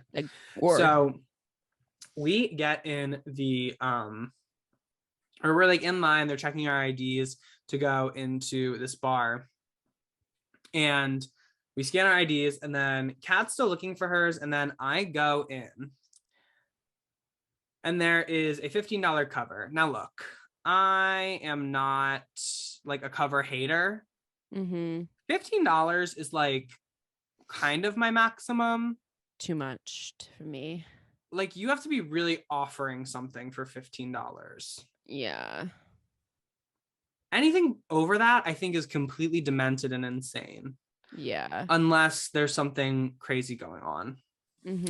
But it was $15, and frankly, I did not have all my faculties about me, so I was like, sure, why not? And so I gave my card to the person, and then I noticed Kat still isn't in the bar, and so I'm like, huh. And so then she's calling me on my phone, and I'm like, and guys, it's a bar, like there's music playing, it's dark, it's just all the stuff. And so I take my phone up to my ear, and I'm like, hello. And like I can barely understand what she's saying for multiple reasons, for a mosaic of reasons. And so it takes about 6 phone calls for all of which are like 45 seconds long for me to get that like she's outside and she's like probably not coming in. But I had a wristband, so by that logic I should have been like let back in if we did end up getting in. But so then I walk out and she's like, oh, I actually lost my wallet, so I don't have an ID to get into the bar. Oh. And so I gave I gave $15 to Woody's in Philadelphia just for fun. For nothing. For Dear nothing. God. For nothing. Literally. Yeah. So it's scary. Will I remember it a year from now? No. But It sucks though. yeah, $15 I won't have moving forward. I hate stuff like that. Yeah. Small price to pay though. I don't know. Rebecca, what was your jump scare this week? So, something that has been a fear of mine for a long time, actually. Well, let me say this first. What happened was last night, I unfortunately did have to go to the emergency room. Becca, I feel like I'm always doing stuff like Becca? this. But the reason why, What? okay, so I got home from work at like 10 o'clock. Then I ate, my mom went to dinner out and she brought stuff home for me and just like leftover stuff. And I ate it was like some sort of pita or like bread thing that I don't think I had ever had before. Mm-hmm. And it caused me to get a very itchy mouth. And also I had like a huge lump in my throat. And I was like, this is it. This is the time where you suddenly develop an allergy to something. And it's oh my God, you were living my irrational fear. Yeah, that has been my irrational fear for very long. Well, so then my dad was and also choking. Yeah, so everything, and you know how I am. It was the confluence. Yeah, so multiple matrices of problematism. Literally. And I was like, I could wait this out and see if it does get worse. Or I could not do that. And I could just call my dad and then he'll decide what to do. At that point, it also becomes like psychosomatic. Like you just can't stop thinking about it, which is going to make it worse. Literally. So I was like, I need to calm down, but also I need to go to I need to be in the fucking hospital. Seek treatment. Seek treatment. Yeah. Yeah. So my dad was like, I'm coming over. We're driving to the emergency right now. And so basically I went and it ended up being like really nothing serious, but I guess it's good that I went just in case I was having anaphylaxis. But now I am like, the scary part is like, what the hell? And because it's from like a restaurant, I cannot track down what it was that made me react that way. Was it naan? No. I've had naan before. I don't know what this was. That's so interesting. I know. And was it definitely like an allergic reaction or? That's what like they said, because it wouldn't be like, yeah, like they ended up just giving me Benadryl. Oh, yeah. So I was like, okay. Oh, okay. Yeah, I'll just go to bed. No, that's embarrassing though, because like you're like, all this for Benadryl. Literally. Like now I'm kind of. I know. Yeah, I was like, oh God. Like, am I the most dramatic person in the ER right now? Literally. But then but my dad was like, you can't mess around with this stuff. Like you can't. Like, what if your throat would have closed? Such a dad thing to say. Literally. So I was like, okay, I've been affirmed again. Something he's always gonna do. I'm never in the wrong, especially in his eyes. But yeah, so I don't know. I guess for the first time in my life, I am allergic to something other than like cats and dogs. But I've dealt with that now for so long. Which everybody's just allergic. Like, yeah, dog saliva. It's really bad though. Really? Yeah. Dog saliva? Yeah, when dogs lick me, I get like really hivey. Oh. Yeah, it's so does Teddy know not to like? No. Oh. He do be licking me. And you're like, I have to like, I don't know. I usually wear like shorts around the house, but I have to wear pants now because especially Goldie, he be macking on my legs. That is scary. Yeah, so something I'll be thinking about probably forever. So yeah. So I'm just that Wait, type how of much of the person. bread did you eat? Like one piece, Like like a small piece, a small piece. so it could have been Yeah, worse. Maybe if you like consume more, that's also or it. maybe it And couldn't have been. also, I don't know because like who knows if it's something like the knife of the restaurant touched or something and it was like something weird or I have no Yeah, idea. that's It's tough. weird. Well, after the scary, the horrible, the stupid, Mhm. let's move on to something positive because ultimately we do want to try and, you know, be optimistic on the Mhm. podcast. It is something we Yeah, try to do every week. And sometimes we fail and positivity that's okay. and And for sure. Yeah. So Quinn, with that being said, what was your manic pixie moment of the week? so I talked about this on, well, y'all haven't heard it yet. We don't know when you will hear it, but Mm-hmm. I did show Becca some collage work I have done in my past, Yeah. very recently, Mm-hmm. and I made another collage this week. And Oh. collage is something I think about a lot. I do love collage, and I want to do it more, especially after this experience, Yeah. because I made a little collage. And so how this came about is Becca and I's university had like a printing press, like an Yeah. old style printing press that you could just use. And so my Mm-hmm. one friend really liked to use to go to art club. And so I went with her a couple times. And one time we used the printing press. It was actually a really funny experience because we like didn't know how to use it and we kind of like were just fucking with it. But I Yeah. actually created this cool little thing that said create. And then when I left Pittsburgh, I had all these prints on my walls that were kind of a little ruined because of the tape that was on the back of them. And also, Mm-hmm. when I move into a space the next time, I want like a different vibe. Mm-hmm. But I had all these pictures and prints and stuff. And so I'm like, it would be kind of a shame to throw these away. So I decided to make a collage. Ooh. And this is the result. Ah, I love it. Yeah. Whoa. Yeah, it's kind of cool. I got a little exhausted doing the cutting.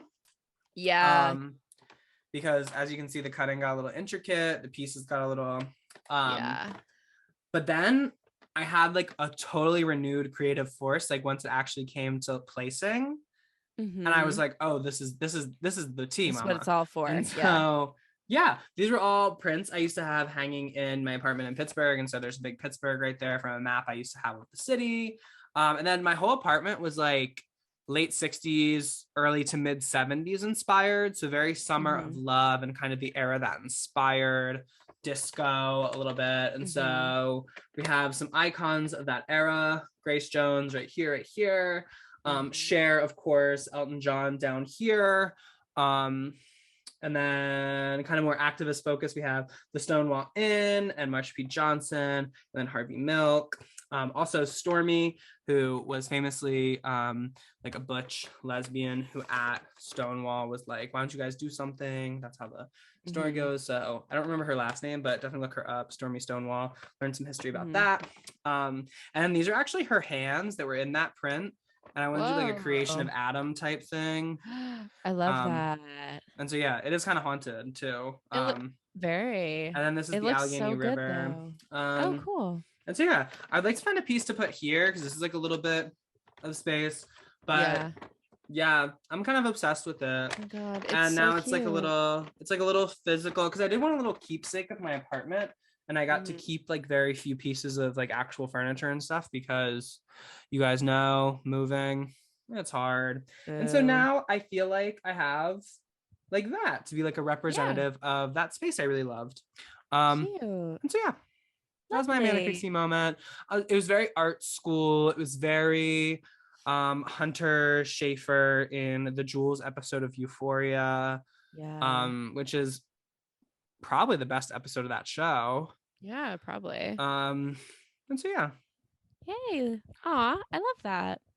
But Becca, what was your Manic Mm. Pixie moment this week?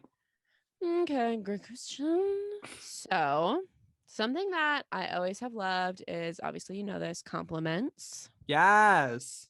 So, it's really just the power of one compliment is honestly So astounding to much, me. so much.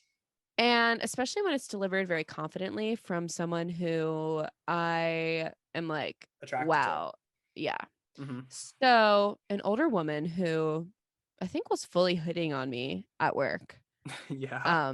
I was like, I have no whoa, doubts about that, actually. so into that, honestly. That was crazy. She just looked me in the eyes and she was like, "You are so beautiful." I was like, "Oh my dear God." To just say that like that? Oh my God. It's No, it's like the crazy. experience I had with the girl at the Muna concert, like the Uh-huh. merch girl, when she said I Yep. was an angel. Like, Yeah. Like, whoa. yeah. So true. And thank you. And then I accidentally said to a girl who I think she doesn't get maybe my vibe or my humor or something, because I was like, maybe this job will finally find me my like a MILF for me. And she just went, "Oh." And I was like, "Oh." Kidding. The woman who called you beautiful? No, I was talking to a coworker because I was like, "Did you see that?" Because Oh. she saw that, and then I was like, "Maybe this job will finally find me a MILF." And she was like, "Oh." And I was Oh, like, okay. "Oh, I'm joking." But I'm not. She was like, So so that's awesome. what's wrong in your life that you need So that? How yeah, do you so what's feel? mentally wrong with you? I was like, "Oh, awesome." But yeah. So Oh my and God. again, feel No, free to fill the comment corner with compliments. yes, especially something we're looking for. Yeah, I want to be one of those people that just like compliment strangers. Oh, I love complimenting strangers. Yeah. Favorite thing. Like just passerbys on the street.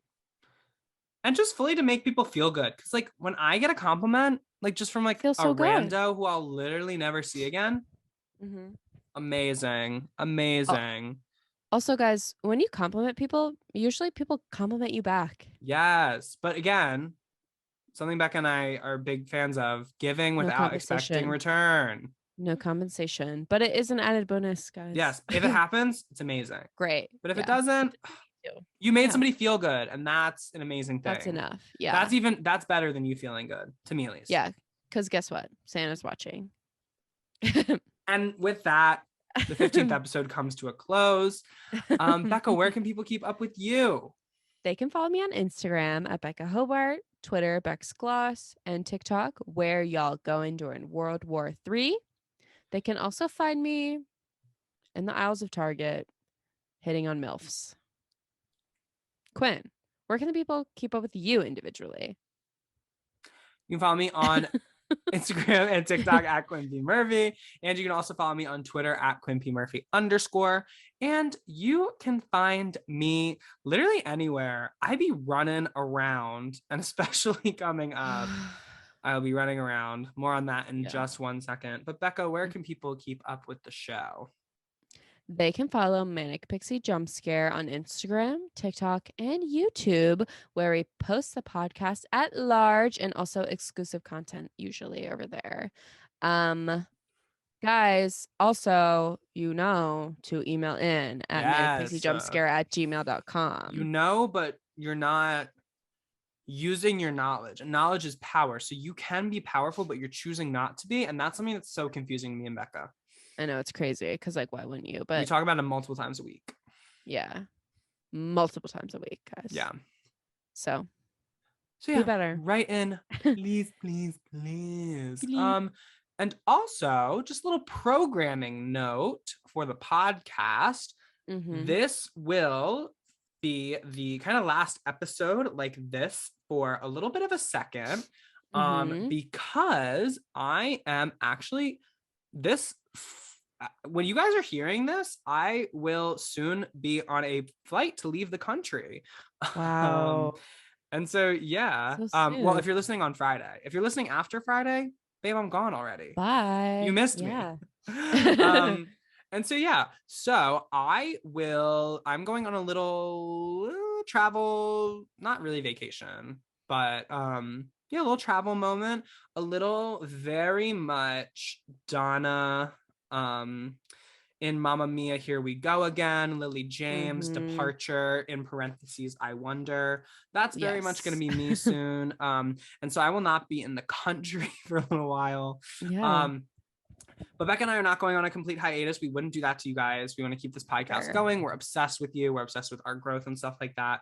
And so for the next couple weeks, you will be hearing some Stanless deep dives that Becca and I have been working on for you.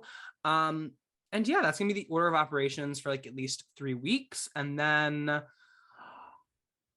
to be honest, I don't really know what's going to happen after that. I would love to record from my European adventures and then wherever else the journey takes me. I would love to take you guys along with that. I would love to talk to my friend Becca while that's all happening. Most importantly, of course. But yeah, I don't know the feasibility of all that quite yet. I'm going to try my hardest. You have my promise. But in the event that that doesn't happen, Becca and I have plenty of stuff to keep you guys satiated. So yeah, don't worry. Manic Pixie Jump Scare is in no means going away. It's gonna be a little bit of a different format, but I think you guys will like it. It's me and Becca, and we're putting on our investigative journalists hats. We're learning, but keeping all the charm and sex appeal and tension, even dramatic tension, of course, that every episode of this podcast thus far has offered you. I also want to take this moment to publicly thank my co-host Becca. She's been putting in so much extra work so I can go and gallivant across this nation.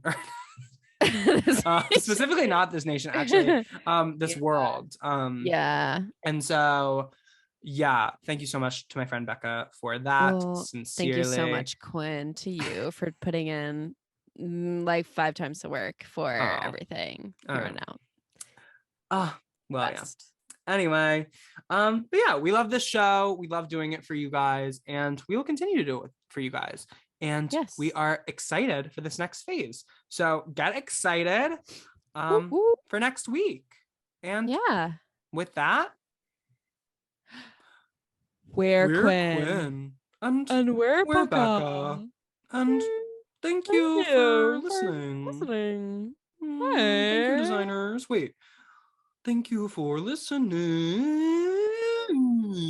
Tim Gunn can't sing. Like, he cannot possibly sing. He definitely can't. Like, he can't sing with that voice. What would it sound like for him to sing?